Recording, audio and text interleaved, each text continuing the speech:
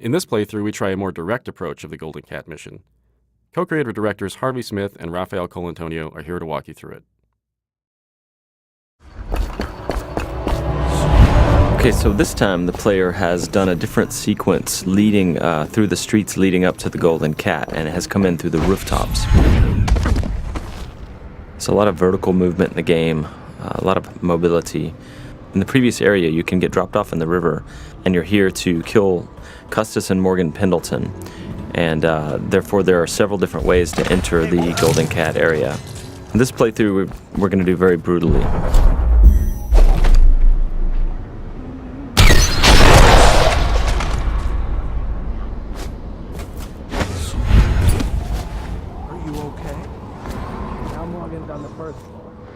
Need to get the men in position.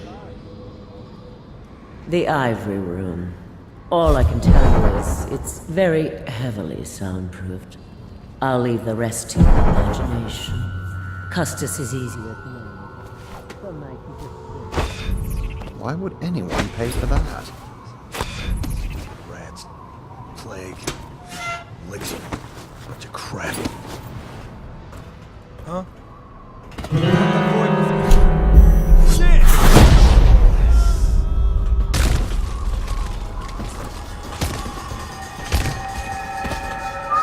This is a drop attack.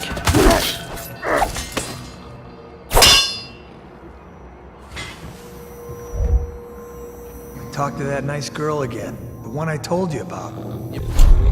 But you're at the Golden Cat, right? Yeah.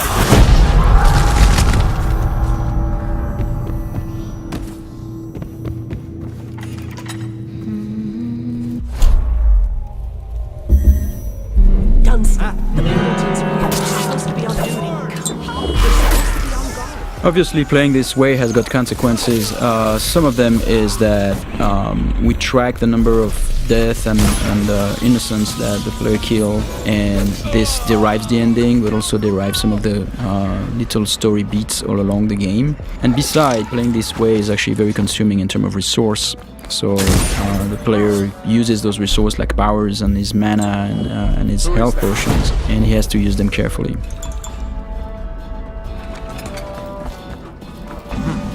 Might be worth checking out.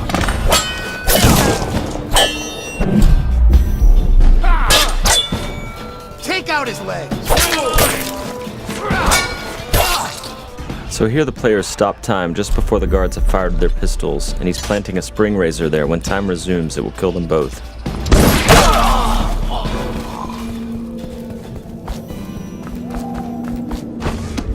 Find me out!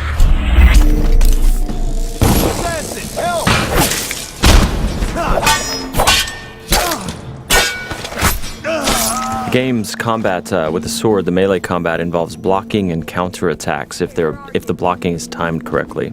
I hear you.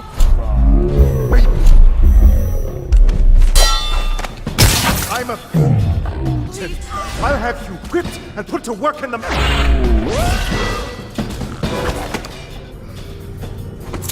So both targets have been assassinated.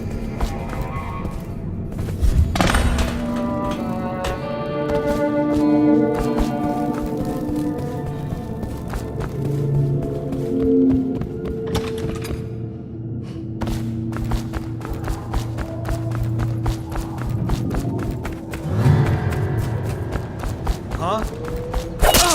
Someone help me out! Someone get over here! Help! Someone...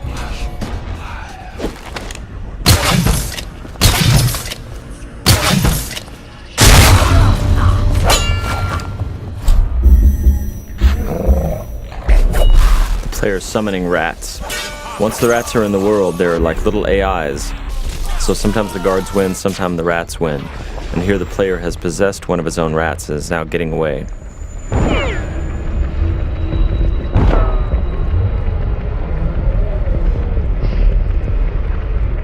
And that's the end of the violent, messy playthrough of the Golden Cat.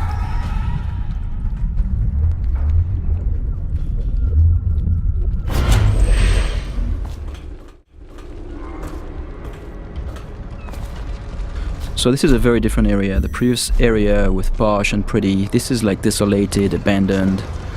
This is actually the area where there are weepers. It's called the flooded district. And there are those tall boys here that are preventing the weepers. The weepers are the plague-infected people. Those tall boys, their jobs is to prevent them from accessing the rich area. So they will shoot at the weepers and they will shoot at anything that tries to get through, including the player.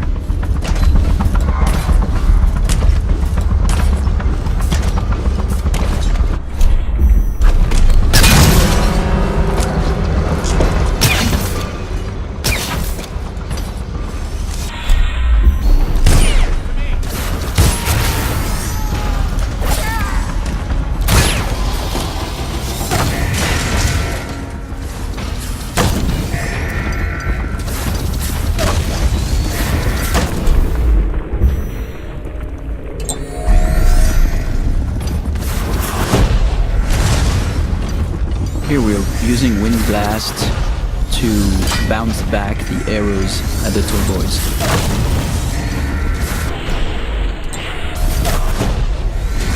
Using Wind Blast to knock the tall boys' phosphorescent arrows back at them is another combination of game mechanics that we did not plan for, but players found it quite fun. So we made some small changes to help support it.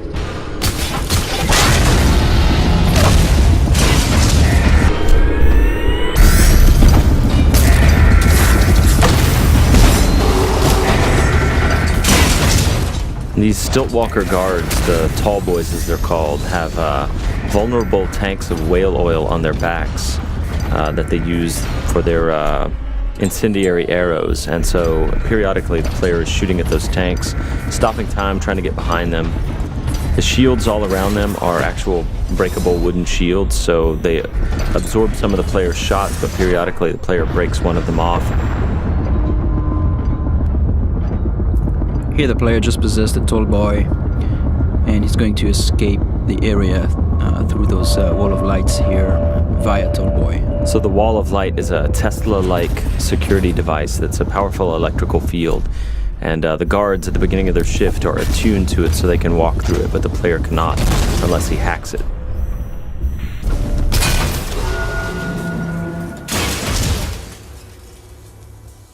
Thank you for watching.